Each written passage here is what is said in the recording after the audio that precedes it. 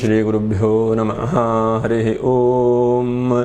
ओं नमः सूर्यः पितामहो व्यासः वसिष्ठो त्रिपराशरः कश्यपो नारदो गार्ग्यः मरीचिर्मुनिरङ्गिराः लोमशः पौलुषश्चैव चवनो जवनो भृगुः शवनकोष्ठादिशश्चेति ज्योतिष्शास्त्रप्रवर्तकाः।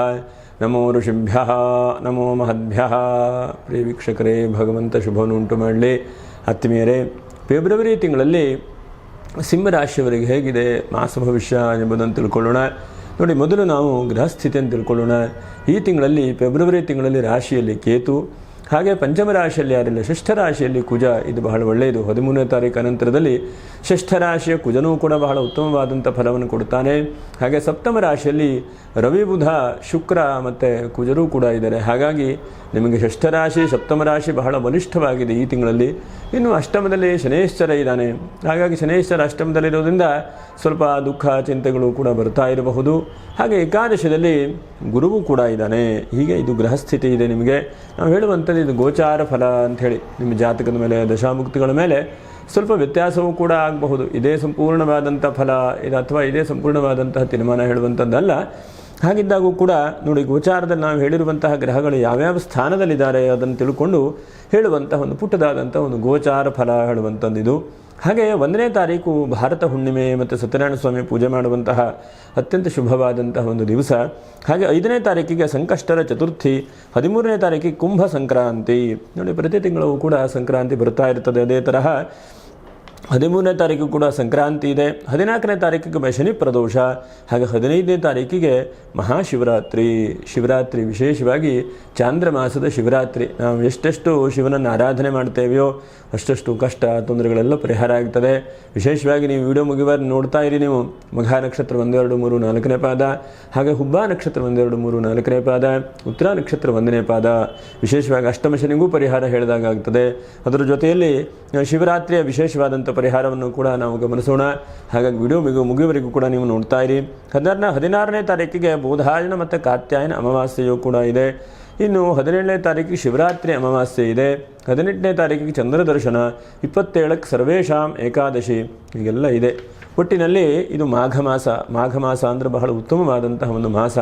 ಮಾಘ ಮಾಸದಲ್ಲಿ ಒಳ್ಳೆಯ ಪುಣ್ಯತಮವಾದಂಥ ಕೆಲಸವನ್ನು ಮಾಡುವಂಥದ್ದು. ಅದರ ಜೊತೆಯಲ್ಲಿ ಜೀವನದಲ್ಲಿ ಏನೇನು ಒಳ್ಳೆಯ ಕೆಲಸ ಅಂಥೇಳಿ ಅಂದ್ಕೊಳ್ತೇವೆಯೋ, ಉದಾಹರಣೆಗೆ ಮಂಗಲ ಕಾರ್ಯಗಳು, ವಿವಾಹಾದಿ ಮಂಗಲ ಕಾರ್ಯಗಳು, ಮತ್ತು ಏನಾದರೂ ಸೈಟ್ ತೆಗೆದುಕೊಳ್ಳುವಂಥದ್ದು, ಭೂಮಿ ಖರೀದಿ ಮಾಡುವಂಥದ್ದು, ಅದರ ಜೊತೆಗೆ ಒಳ್ಳೆಯ ಕೆಲಸವನ್ನು, ಒಳ್ಳೆಯ ಹೂಡಿಕೆ ಮಾಡುವಂಥದ್ದು, ಪ್ರಯಾಣ ಮಾಡುವಂಥದ್ದು, ಹೀಗೆಲ್ಲ ಇದಕ್ಕೊಂದು ಉತ್ತಮವಾದಂಥ ಒಂದು ಸಮಯ ಈ ತಿಂಗಳು ಎಂಬುದಾಗಿ ನಾವು ತಿಳ್ಕೊಳ್ಬಹುದು. ಯಾಕಂದರೆ ಮಾಘ ಮಾಸ ಸಿಗುವಂಥದ್ದು ವರ್ಷದಲ್ಲಿ ಒಂದೇ ಸಲ. ಶಿವರಾತ್ರಿ, ಮಾಘ ಮಾಸ ಎಲ್ಲವೂ ಕೂಡ ಬಹಳ ಉತ್ತಮವಾದಂಥದ್ದು. ಶಿವರಾತ್ರಿ ಅಂದರೆ ಶಿವನನ್ನು ಭಕ್ತಿ ಶ್ರದ್ಧೆಯಿಂದ ಆರಾಧನೆ ಮಾಡುವಂಥದ್ದು. ಹೆಸರೇ ಹೇಳುವ ಹಾಗೆ ಮಂಗಲವಾಗತ್ತೆ, ಶುಭವಾಗತ್ತೆ. ಕೆಟ್ಟ ರೀತಿಯಾದಂಥ ತೊಂದರೆಗಳೆಲ್ಲ ಪರಿಹಾರ ಆಗಿ ಆ ಸರ್ವೇಶ್ವರನು, ಪಶುಪತಿನಾಥನು ನಮಗೆ ರಕ್ಷಣೆಯನ್ನು ಮಾಡ್ತಾನೆ ಹೇಳುವಂತಹ ಒಂದು ಈ ತಿಂಗಳು ಮಾಘ ಮಾಸ ಅಂತಂದ್ರೆ ಅಷ್ಟೊಂದು ಪವಿತ್ರತಮವಾದಂತಹ ಒಂದು ತಿಂಗಳು. ನೋಡೋಣ ಏನೇನು ನಿಮಗೆ ಶುಭವಾದಂಥ ಅವಕಾಶಗಳು ಸಿಗಬಹುದು. ಒಂದನೇದಾಗಿ ರಾಶ್ಯಾಧಿಪತಿಯಾದಂಥ ರವಿಯು ನಿಮಗೆ 7ನೇ ರಾಶಿಯಲ್ಲಿದ್ದಾನೆ. ಅದರ ಜೊತೆಯಲ್ಲಿ ಕೇತು ರಾಶಿಯಲ್ಲಿದ್ದಾನೆ. ಅಂದರೆ ಜೀವನದಲ್ಲಿ ಒಂದು ಹಂತಕ್ಕೆ ಟೆನ್ಷನ್ನು, ಚಿಂತೆ ಮತ್ತು ಆತಂಕಗಳೆಲ್ಲ ಆಗ್ತಾ ಇದೆ. ಹಾಗಿದ್ದಾಗೂ ಕೂಡ ಎಲ್ಲ ಒಂದು ಹಂತಕ್ಕೆ ಏಕಾದಶದಲ್ಲಿರುವಂತಹ ಗುರುವು ಮತ್ತು ರಾಶಿಯಲ್ಲಿರುವಂತಹ ಕೇತು ನಿಮಗೆ ಭಗವಂತನು ಒಂಥರ ಛತ್ರಿ ಹಿಡಿದ ಹಾಗೆ ಭಗವಂತನು ರಕ್ಷಣೆ ಮಾಡ್ತಾ ಇದ್ದಾನೆ. ತೊಂದರೆಗಳಿಲ್ವಾ? ತೊಂದರೆಗಳಿದೆ. ನಾಳೆಗೆಲ್ಲೋ ಒಂದು ಕಡೆಗೆ ಬ್ಯಾಂಕಿಗೋ ಅಥವಾ ಬಾಡಿಗೆಯೋ ಅಥವಾ ಬೇರೆ ಏನೋ ನೀವು ಹಣಕಾಸನ್ನು ಕಟ್ಟಬೇಕು. ಹಾಗಿದ್ದಾಗೂ ಕೂಡ ಇವತ್ತೆಲ್ಲ ಗಡಬಡಿಯಿಂದ ಏನಪ್ಪ ಏನು ಮಾಡೋದು ಭಗವಂತ, ದುಡ್ಡು ಕಾಸೇ ಇಲ್ಲಲ್ಲ, ಜೋಬೆಲ್ಲ ಖರ್ಚಾಗಿ ಹೋಗಿದೆ ಅಂದ್ಕೊಳ್ತಾ ಇರ್ತೀರಿ. ಆ ಸಮಯಕ್ಕೆ ಭಗವಂತನ ಇಚ್ಛೆಯಿಂದ ಹಿಂದೆ ಯಾವುದೋ ಕೊಡುವಂಥ ವ್ಯಕ್ತಿಗಳಿರಬಹುದು, ಅಥವಾ ಒಂದು ಯಾವುದೋ ಮೂಲಕವಾಗಿ ಒಂದು ಹಣಕಾಸಿನ ಅವಕಾಶಗಳನ್ನು ಭಗವಂತ ಕೊಡ್ತಾ ಇದ್ದಾನೆ ಈ ತಿಂಗಳಲ್ಲಿ. ಹಾಗಾಗಿ ಆರ್ಥಿಕವಾಗಿ ನಾವು ನೋಡ್ತಾ ಹೋದರೆ ಧನಾಧಿಪತಿಯಾದಂತಹ ಬುಧನೂ ಕೂಡ ರವಿ ಜೊತೆಗೆ ಸಪ್ತಮ ರಾಶಿಯಲ್ಲಿದ್ದಾನೆ. ಹಾಗಾಗಿ ಇದು ಬಹಳ ಒಳ್ಳೆಯದು. ಆರ್ಥಿಕವಾದಂಥ ಅನುಕೂಲ ಹೆಚ್ಚಿನದಾಗಿ ನೀವು ಈ ತಿಂಗಳಲ್ಲಾಗುತ್ತೆ. ಎಲ್ಲೋ ಒಂದು ಕಡೆಗೆ ದುಡ್ಡನ್ನು ಹೂಡಿಕೆ ಮಾಡಿರುವಂಥ ಹಣ ಬರುವಂಥದ್ದು, ಅಥವಾ ಯಾರೋ ಒಬ್ಬರಿಗೆ ಸ್ವಲ್ಪ ಉಪಕಾರ ಮಾಡಿ ಹಣಕಾಸನ್ನು ಕೊಡಿಸಿದಿರಿ, ಅಥವಾ ಮುಂದೆ ನಿಂತ್ಕೊಂಡು ಕೆಲಸವನ್ನು ಮಾಡಿದಿರಿ, ಆ ಕೆಲಸ ನಿಮಗೆ ಈ ಸಮಯದಲ್ಲಿ ಹಣಕಾಸಿನ ರೀತಿಯಲ್ಲಿ ರಿಟರ್ನ್ ಕೊಡುವಂಥ ಸಾಧ್ಯತೆಗಳು, ಆರ್ಥಿಕವಾಗಿ ತಕ್ಕ ಮಟ್ಟಿಗೆ ಹಂತವಾದಂತಹ ಒಂದು ತಿಂಗಳ ರೀತಿಯಲ್ಲಿ ಅಭಿವೃದ್ಧಿಯನ್ನು ಕಾಣುವಂಥ ಒಂದು ತಿಂಗಳು ಅಂತೇಳಿ ಹೇಳಬಹುದು. ಇನ್ನು ತೃತೀಯಾಧಿಪತಿಯಾದಂಥ ಶುಕ್ರನೂ ಕೂಡ ಸಪ್ತಮನಿದ್ದಾನೆ. ಹಾಗಾಗಿ ವಿವಾಹ ಮಂಗಲ ಕಾರ್ಯಗಳಿಗೆ ಚೂರು ಅಡೆತಡೆಗಳು ಕಾಣುತ್ತದೆ ಆರಂಭದ ದಿವಸದಲ್ಲಿ. ಹಾಗಾಗಿ ಪ್ರಯತ್ನವನ್ನು ಮಾಡಿಕೊಳ್ಳಿ. ನಿಮ್ಮ ಜಾತಕದ ಮೇಲೆ ದಶಾಭುಕ್ತಿಗಳು ಬಲಿಷ್ಠವಾಗಿದ್ದರೆ ಸ್ವಲ್ಪ ಒಂದು ಹಂತಕ್ಕೆ ಮುಂದೆ ಹೋಗುವಂಥ ಸಾಧ್ಯತೆಗಳಿದೆ. ಇಲ್ಲ ಅಂತಾದರೆ ಸ್ವಲ್ಪ ಹಿಂದೆನೇ ಎಳಿತಾ ಇದೆ, ಮುಂದೆ ಹೋಗುವಂಥದ್ದು ಸ್ವಲ್ಪ ಕಡಿಮೆ ಆಗಿದೆ. ಹಾಗಾಗಿ ಮಂಗಲ ಕಾರ್ಯದ ವಿಷಯದಲ್ಲಿ, ಮದುವೆ ವಿಷಯದಲ್ಲಿ ಸ್ವಲ್ಪ ಜೋರು ಯೋಚನೆ ಮಾಡಿಕೊಳ್ಳಿ. ಇನ್ನು ಷಷ್ಠರಾಶಿಯಾದಂಥ ಕುಜನು ಷಷ್ಠದಲ್ಲಿದ್ದಾಗ ಭೂಮಿ ವ್ಯಾಪಾರ ವ್ಯವಹಾರ ಮಾಡೋರಿಗೆ ಹೆಚ್ಚಿನದಾದಂಥ ಲಾಭಾಂಶಗಳು. ಮತ್ತು ನೋಡಿ, ಕುಜನಿಗೆ ವಿಶೇಷವಾಗಿ ಧಾತ್ವಾದಿ ಚೌರ್ಯೈಹಿ ಎಂಬುದಾಗಿ ಶಾಸ್ತ್ರದಲ್ಲಿ ಕರೀತಾರೆ. ಕುಜನನ್ನು ಈ ಮೆಲ್ಟ್ ಮಾಡುವಂಥ ವಸ್ತುಗಳಿಗೆಲ್ಲ ಕುಜನೇ ಕಾರಕ. ಮಿಲ್ಟ್ರಿಗೆ ಮತ್ತು ಬೆಳ್ಳಿ, ಬಂಗಾರ, ತಾಮ್ರ, ಹಿತ್ತಾಳೆ, ಭೂಮಿಯ ಒಳಗಡೆ ಸಿಗುವಂಥ ಖನಿಜ ಪದಾರ್ಥಗಳು ಇದಕ್ಕೆಲ್ಲ ಕುಜನೇ ಅಧಿಪತಿಯಾಗ್ತಾನೆ. ಹಾಗಾಗಿ ಇಂತಹ ವ್ಯಾಪಾರ ವ್ಯವಹಾರ ಮಾಡೋರು ಯಾರಿದ್ದೀರೋ, ಬೆಳ್ಳಿ ಬಂಗಾರ ವ್ಯಾಪಾರ ವ್ಯವಹಾರ ಮಾಡೋರು ಅಥವಾ ಏನಾದರೂ ಕೂಡ ಲಿಕ್ವಿಡ್ ಪದಾರ್ಥಗಳು, ಪೆಟ್ರೋಲಿಯಂ ಮೊದಲಾದಂತಹ ಪದಾರ್ಥಗಳನ್ನು ವ್ಯಾಪಾರ ವ್ಯವಹಾರ ಮಾಡೋರು, ನಿಮಗೆಲ್ಲ ಈ ತಿಂಗಳಲ್ಲಿ ಎಲ್ಲೋ ಒಂದು ಕಡೆಗೆ ಲಾಭಾಂಶಗಳು ಹೆಚ್ಚಿನದಾದಂಥ ಅವಕಾಶಗಳು. ಮತ್ತು ಅದರ ಮೇಲೆ ಹೂಡಿಕೆ ಮಾಡುವಂತಹ ವ್ಯಕ್ತಿಗಳಿಗೂ ನೀವೇ ಗಮನಿಸ್ತಾ ಇರ್ತೀರಿ, ಬೆಳ್ಳಿ ಬಂಗಾರ ಎಷ್ಟು ಗಗನಕ್ಕೆ ರೇಟ್ ಹೋಗಿದೆ ಅಲ್ವಾ. ಹಾಗೆ ಅದೇ ಥರ ಅದಕ್ಕೆ ಹೂಡಿಕೆ ಮಾಡ್ತಾ ಇರುವಂಥವ್ರಿಗೂ ಕೂಡ 100-200% ಒಂದು ವರ್ಷಕ್ಕೆ ರಿಟರ್ನ್ ಎಲ್ಲ ಬಂದಿದೆ. ಅದೇ ತರಹ ನಿಮಗೂ ಕೂಡ ಹೆಚ್ಚಿನದಾದಂತಹ ಆರ್ಥಿಕವಾದಂಥ ಅನುಕೂಲ ಕುಜ ಇನ್ನೂ ಕೂಡ ಕೊಡ್ತಾನೆ ನಿಮಗೆ. ತನ್ಮೂಲಕವಾಗಿ ಸಾಲಗಳನ್ನು ಕಡಿಮೆ ಮಾಡ್ತಾನೆ. ಬಹಳ ಮುಖ್ಯವಾಗಿ ಗಮನಿಸಬೇಕು. ಷಷ್ಠರಾಶಿ ಕುಜ ಬಂದಾಗ ಎಲ್ಲೋ ಒಂದು 50,000 ಸಾಲ ಇಸ್ಕೊಂಡಿದ್ದೆ, ಯಾವುದೋ ಅಪ್ಪ ಅವ್ರಿಗೆ ಕೊಟ್ಬಿಟ್ರು ಸಾಕಪ್ಪ ಅಂತ ಅನಿಸ್ಕೊಂಡಿರುತ್ತೀರಿ. ಆದರೂ ಕೂಡ ಕಾಲ, ವ್ಯವಸ್ಥೆ, ಟೈಮು, ನಿಮ್ಗೆ ಅಷ್ಟಮ ಶನಿ ಬೇರೆ ಇದಾನಲ್ಲ, ಬರುವಂಥದ್ದು ಬಹಳ ವಿಳಂಬ ಆಗುತ್ತದೆ. ಹಾಗಾಗಿ ಸ್ವಲ್ಪ BP ಹೆಚ್ಚು ಕಡಿಮೆ ಆಗುವಂಥದ್ದು ಅಥವಾ ಇದ್ದಾಗೆ ಟೆನ್ಷನ್ ಮಾಡಿಕೊಳ್ಳುವಂಥದ್ದು, ಇದ್ದಕ್ಕಿದ್ದಾಗ ಕೋಪ ಬರುವಂಥದ್ದೆಲ್ಲ ಆಗ್ತದೆ. ಹಾಗಿದ್ದಾಗೂ ಕೂಡ ಸ್ವಲ್ಪ ಋಣ ಸ್ವಲ್ಪ ಕಡಿಮೆ ಆಗುವಂಥ ತಿಂಗಳು. ಒಟ್ಟಿನಲ್ಲಿ ಮೆಲ್ಟ್ ಮಾಡುವಂತಹ ಪದಾರ್ಥಗಳು ಏನೇನು ನಾವು ಕರಿತೇವೆಯೋ ಮತ್ತು ಧಾತುಗಳು ಅಂತ ಏನೇನು ಕರಿತೇವೆಯೋ ಅಂತಹ ಧಾತುಗಳು ಮೆಲ್ಟ್ ಮಾಡುವಂಥ ಪದಾರ್ಥಗಳೆಲ್ಲ ಹೆಚ್ಚಿನದಾದಂಥ ಬೇಡಿಕೆಗಳು, ಆರ್ಥಿಕವಾದಂಥ ಅನುಕೂಲತೆಗಳನ್ನು ಕೂಡ ಈ ತಿಂಗಳಲ್ಲಿ ನಾವು ಕಾಣಬಹುದು. ಹಾಗೆ ಬಹಳ ಮುಖ್ಯವಾಗಿ ಸಪ್ತಮದಲ್ಲಿರುವಂತಹ ಗ್ರಹನು ರವಿಯು ರಾಶಿ ನೋಡಲ್ಪಟ್ಟಿದ್ದಾನೆ. ಹಾಗಾಗಿ ಏನೆಂದರೆ ದಾಂಪತ್ಯ ಜೀವನದಲ್ಲಿ ಏನಾದರೂ ಕಲಹ ತೊಂದರೆಗಳು ಇರುವಂಥವರಿಗೆ ಅಲ್ಪ ಪರಿಹಾರಗಳು ಕೂಡ ಸಿಗುವಂಥ ಚಾನ್ಸಸ್ ಇದೆ. ಆದರೆ ಮದುವೆ ವಿಷಯದಲ್ಲಿ ಬಹಳ ಯೋಚನೆ ಮಾಡಿಕೊಂಡು ಈ ತಿಂಗಳು ಮುಂದುವರಿಯುವಂತಹದ್ದು ಬಹಳ ಒಳ್ಳೆಯದು. ಮತ್ತು ಈ ರಾಶಿಯವರು ಈ ತಿಂಗಳಲ್ಲಿ ಸ್ವಲ್ಪ ಪಾರ್ಟ್ನರ್ಶಿಪ್ ಕೆಲಸಕ್ಕೆ ಕೈ ಹಾಕುವಂಥದ್ದು, ಮತ್ತು ಯಾರೋ ಜೊತೆಗೂಡಿ ಏನೋ ಒಂದು ಪ್ರಯತ್ನ ಮಾಡ್ತೇನೆ ಅಂದರೆ ಅವರನ್ನೆಲ್ಲ ಸ್ವಲ್ಪ ಕಡಿಮೆ ಮಾಡಿಕೊಳ್ಬೇಕು. ಒಂದೇ ಸಲ ಪಟ್ಟಂತ ಮುಂದುವರಿಯುವಂಥದ್ದು ಬೇಡ, ಹಂತವಾಗಿ ಪ್ರಯತ್ನವನ್ನು ಮಾಡಿಕೊಳ್ಳಿ.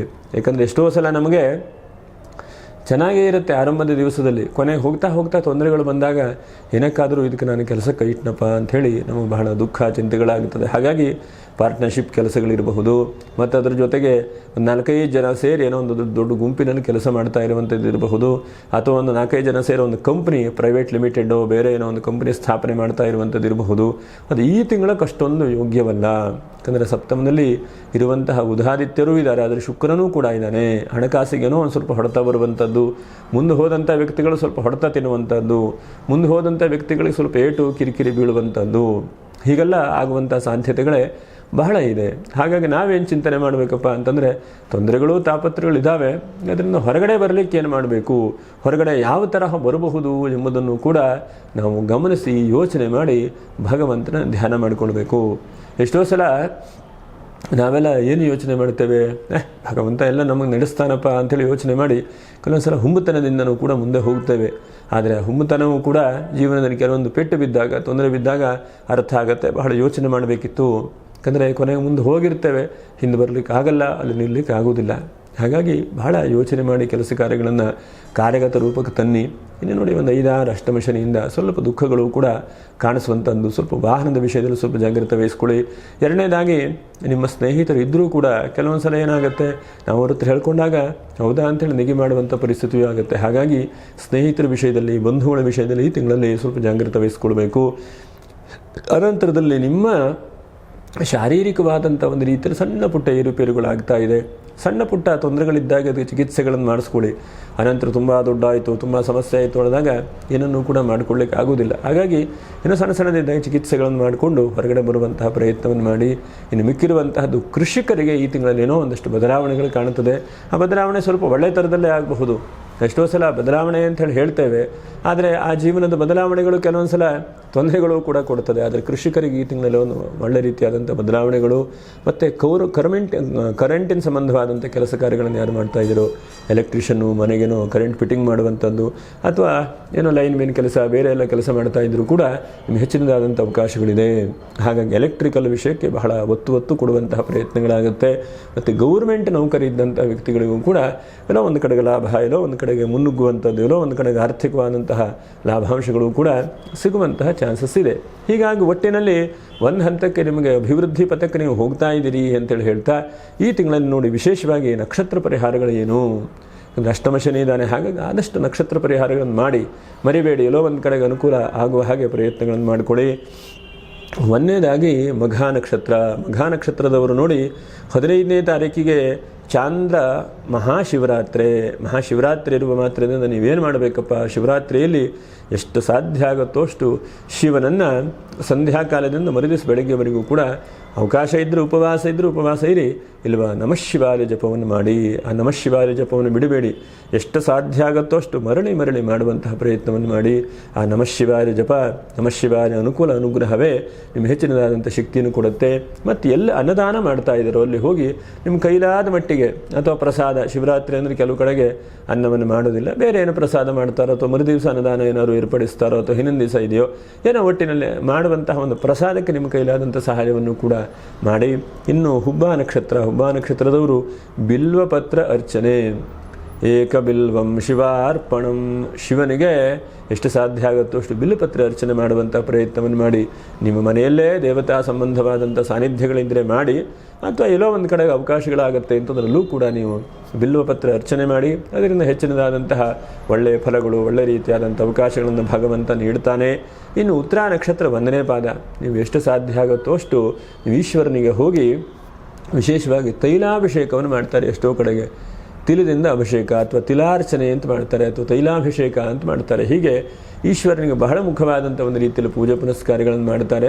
ಅದಕ್ಕೆ ನೀವು ಕೂಡ ಭಾಗವಹಿಸಿ ನಿಮಗೆ ಸಾಧ್ಯವಾದ ಮಟ್ಟಿಗೆ ಆ ತಿಲಾರ್ಚನೆಯನ್ನು ಅಥವಾ ತೈಲಾಭಿಷೇಕವನ್ನು ಮಾಡುವಂತಹ ಪ್ರಯತ್ನವನ್ನು ಮಾಡಿ. ಇದಿಷ್ಟು ಮಾಡಿಕೊಳ್ಳಿ. ಮುಖ್ಯರುವಂತಹದ್ದನ್ನೆಲ್ಲ ಭಗವಂತನಲ್ಲಿ ಭಾರ ಹಾಕಿ ಅವನು ನಡೆಸ್ತಾನೆ. ಶುಭವಾಗಲಿ, ಮಂಗಲವಾಗಲಿ. ಯಾರು ಸಬ್ಸ್ಕ್ರೈಬ್ ಮಾಡಿಲ್ವೋ ಅಂಥವರು ಸಬ್ಸ್ಕ್ರೈಬ್ ಮಾಡಿ, ಒಂದು ಲೈಕನ್ನು ಮಾಡಿ, ಶೇರನ್ನು ಮಾಡಿ ಅಂತ ಹೇಳ್ತಾ ಮುಂದಿನ ವಿಡಿಯೋದಲ್ಲಿ ಮತ್ತೆ ಭೇಟಿ ಮಾಡೋಣ. ನಮಸ್ಕಾರ. ಲೋಕ ಸಮಸ್ತ ಸುಖಿನೋ ಭವಂತು. ನಮಸ್ಕಾರ.